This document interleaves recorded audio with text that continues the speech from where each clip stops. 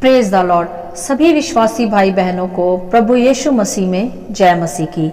Bible शिक्षा channel पर आप सभी का स्वागत है। हमारे इस चैनल को देखने के लिए आप चैनल को सब्सक्राइब करें और बेल आइकन के ऑल बटन को जरूर दबाएं, तभी आपको हमारी आने वाली हर वीडियो का नोटिफिकेशन मिलता रहेगा। आज मैं आपके लिए ईस्टर के विषय एक महत्वपूर्ण संदेश लेकर आई हूँ कि ईस्टर क्यों मनाया जाता है और इसका क्या अर्थ है। तो चलिए भाइयों बहनों, हम वीडियो स्टार्ट करते हैं। ईस्टर का अर्थ है पुनरुत्थान, अर्थात पुनः जी उठना, जो केवल प्रभु यीशु का ही हुआ। बाइबल दर्शाती है कि प्रभु यीशु शुक्रवार के दिन क्रूसीफाई हुए, मारे गए, गाड़े गए और तीसरे दिन अर्थात रविवार के दिन जी उठे, जिसे हम ईस्टर संडे भी कहते हैं। और इसके ऐतिहासिक सबूत भी हैं, क्योंकि प्रभु यीशु तीसरे दिन मुर्दों में से जी उठे। इसी दिन को मसीह समुदाय ईस्टर संडे के रूप में भी मनाते हैं। बहुत से लोग तो यह कहते हैं कि यह सत्य नहीं है, क्या कोई मरकर भी दोबारा जी उठता है? तो उन्हें हमारा उत्तर है हाँ, हमारा प्रभु यीशु मर के मुर्दों में से जी उठा और वह आज भी जीवित है। और यह कोई काल्पनिक कथा नहीं, यह सत्य है जिसे हम बाइबल के वचनों से स्पष्ट भी करते हैं। यीशु के पुनः जी उठने की भविष्यवाणियां पहले ही बाइबल में पुराने नियम की कुछ पुस्तकों में की जा चुकी है, जो यह सिद्ध भी करती है कि यीशु ही प्रभु है और वही मौत पर जयवंत परमेश्वर है। मेरे प्रियो, प्रभु यीशु जगत में आया जगत का पाप उठाने, जिससे जगत पर दंड की आज्ञा ना हो। मनुष्य तो पाप के कारण मृत्यु दंड पहले ही पा चुका था और स्वर्ग का अधिकार भी खो चुका था, परंतु परमेश्वर दयालु है, करुणा निधान है। उसने अपनी योजना में जब मनुष्य को सृजा तो वह उसके पाप के द्वारा आए दंड का उपाय पहले ही कर चुका था प्रभु यीशु के रूप में। यह सत्य है कि प्रभु यीशु मनुष्य के रूप में पृथ्वी पर जिया और उसने संसार के सभी पापों पर विजय पाई।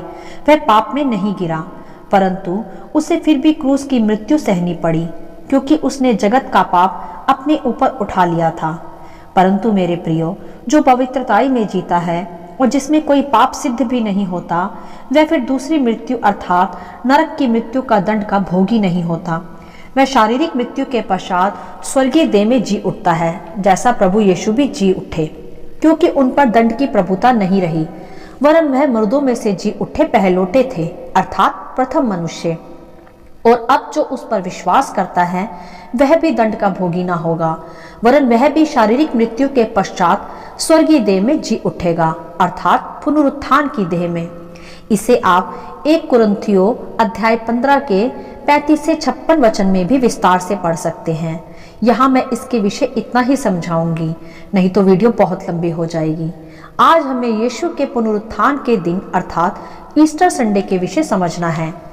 बाइबल स्पष्ट करती है मेरे प्रियो कि प्रभु यीशु को जब कब्र में रखा गया तब वहां कब्र के आगे एक बड़ा पत्थर भी रखा गया, परंतु जब सप्ताह के पहले दिन अर्थात रविवार को मरियम मगदलिनी कब्र को देखने आई तो उसने वह भारी पत्थर कब्र से हटा हुआ पाया। तब जब वह कब्र के भीतर गई तब उसने वहां स्वर्गदूतों को पाया और वह बहुत घबरा गई। और तब उस स्वर्गदूत ने उससे कहा कि चकित मत हो, तुम यीशु नासरी को जो क्रूस पर चढ़ाया गया था ढूंढती हो, वह जी उठा है, यहाँ नहीं है। देखो, यह वही स्थान है जहाँ उसे रखा गया था। हालेलुया। और यह सत्य है भाइयों बहनों कि यीशु वहाँ कब्र पर नहीं थे, वहाँ केवल वह कपड़ा रखा था जिससे यीशु को लपेट कर रखा गया था, क्योंकि यीशु तो प्रभु है। वह उस घड़ी जी उठे थे। और तब प्रभु यीशु को मरियम ने वहाँ खड़े देखा। तब यीशु ने मरियम से कहा कि हे नारी, तू क्यों रोती है, किसको ढूंढती है? क्योंकि तब तक मरियम पहचान ही नहीं सकी थी प्रभु यीशु ही है ये। तब प्रभु ने खुद को मरियम पर प्रकट किया। तब मरियम ने यह समाचार बाकी दूसरे चेलों को भी दिया कि यीशु मुर्दों में से जी उठा है। और बाइबल यह भी दर्शाती है कि यीशु अपने जी उठने के पश्चात 40 दिन 40 रात तक अपने चेलों के बीच में और उस स्थान में बहुत से लोगों के बीच में रहे। फिर उसके पश्चात वह जीवित स्वर्ग में उठा लिए गए। जिस दिन प्रभु यीशु कब्र में से अर्थात मुर्दों में से जी उठे थे, वही है ईस्टर डे अर्थात पुनरुत्थान का दिन, जो पाप पर विजय का, बुराई पर अच्छाई का, मृत्यु पर जय का दिन है। जिसे आज हम विश्वासी जन बहुत ही आनंद के साथ मनाते हैं, क्योंकि इसी दिन हमारा प्रभु, राजाओं का राजा, प्रभुओं का प्रभु मृत्यु पर जीत हासिल कर जी उठा, जो अब हमें भी उस पर विश्वास करने वाले, उसके मार्गों पर चलने वाले हर मनुष्य को भी मिलती है, अर्थात पुनरुत्थान। हम बाइबल में होशे की पुस्तक में इस वचन को पढ़ सकते हैं। अध्याय 6 के 2 में यह लिखा है कि 2 दिन बाद यहोवा हमको जिलाएगा और तीसरे दिन वह हमको उठाकर खड़ा करेगा, तब हम उसके सम्मुख जीवित रहेंगे। तो भाइयों बहनों, यह वचन स्पष्ट करता है कि यीशु पर विश्वास करने वालों का भी यीशु की ही तरह पुनरुत्थान होगा। और यीशु के जी उठने का वचन बाइबल में यह स्पष्ट करता है 1 कुरिन्थियों अध्याय 15 के 3 से 8 में कि पवित्र शास्त्र के वचन के अनुसार यीशु मसीह हमारे पापों के लिए मर गया और गाड़ा गया और पवित्र शास्त्र के ही अनुसार तीसरे दिन जी भी उठा, जिसे ईस्टर डे कहते हैं। और वह 500 से अधिक लोगों को जी उठने के बाद दिखाई भी दिया। और अधिक जानकारी के लिए आप फ्लोविस जोसेफ की ऐतिहासिक पुस्तक पढ़ सकते हैं, जो कि एक प्रसिद्ध ऐतिहासकार है।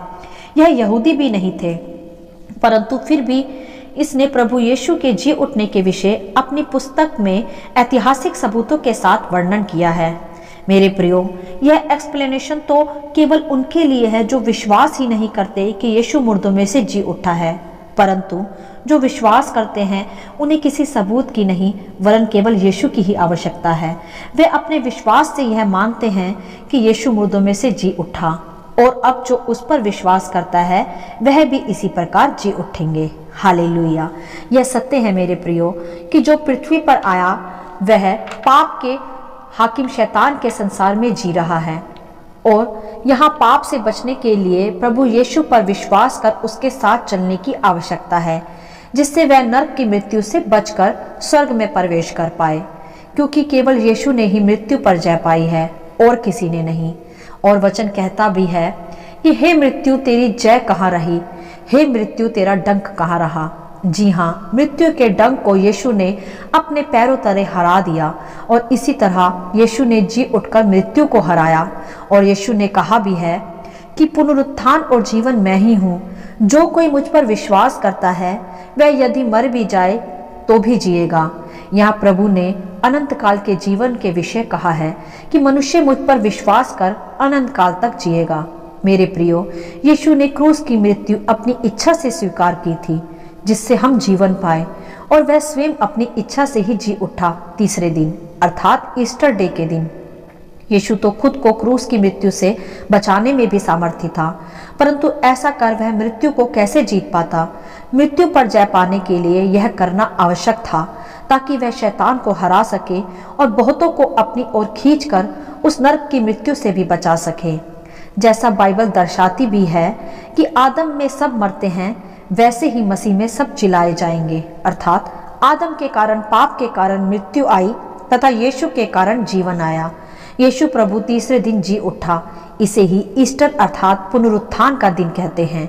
प्रभु ने यह प्रकाशित वाक्य अध्याय 1 में सिद्ध भी किया है, वचन 18 में, कि मैं मर गया था और अब देख मैं युगानुयुग जीवित हूँ, और मृत्यु और अधोलोक की कुंजियां मेरे ही पास है। हालेलुया। जी हाँ भाइयों बहनों, प्रभु यीशु के पास ही सभी अधिकार हैं। जो प्रभु में सो गए हैं उन्हें भी स्वतंत्र करने का, उन्हें भी जिलाने का। मेरे प्रियो, जिसके पास चाबियां हैं केवल वही अधिकारी है, और वह केवल प्रभु यीशु ही है। पुनरुत्थान का ईस्टर का दिन बहुत ही आनंद का दिन है हम मसीहों के लिए, क्योंकि इस दिन ही हमारा प्रभु मृत्यु को हरा कर जी उठा था, और अब वह युगानुयुग जीवित है। इसी प्रकार जो उस पर विश्वास करता है वह भी जी उठेगा, और मृत्यु से ही नहीं वरन पृथ्वी के जीवन में भी हर तकलीफ से बाहर आकर वह जी उठेगा।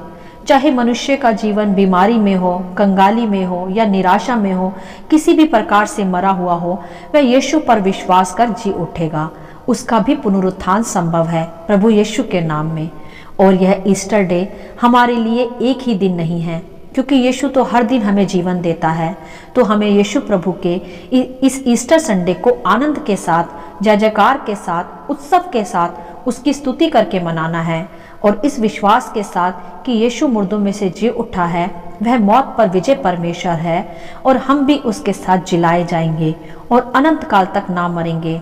तो मेरे प्रियो, आप सब भी ईस्टर डे को प्रभु की स्तुति के साथ, धन्यवाद के साथ और जय जयकार के साथ मनाएं, क्योंकि यहूदा का सिंह, राजाओं का राजा, प्रभुओं का प्रभु यीशु मुर्दों में से जी उठा है और वह सर्वदा जीवित है। और आप इस दिन का महत्व दूसरों को भी बांट सकते हैं, ताकि वह भी नरक की मृत्यु से बचकर स्वर्ग के अनंतकालीन जीवन में प्रवेश कर पाए। Happy Easter day. हालेलुया। आशा करती हूँ इस ईस्टर डे का संक्षिप्त विवरण आप सभी को समझ में आया होगा। परमेश्वर आपको अपनी पवित्र आत्मा की भरपूरी से सदा भरता रहे। यदि आप चाहते हैं कि दूसरे भी इसे सुनकर आशीष पाएं, तो आप इन्हें दूसरों के साथ भी बांट सकते हैं, क्योंकि हमारे प्रभु यीशु मसीह की यही इच्छा है। आमीन and God bless you all.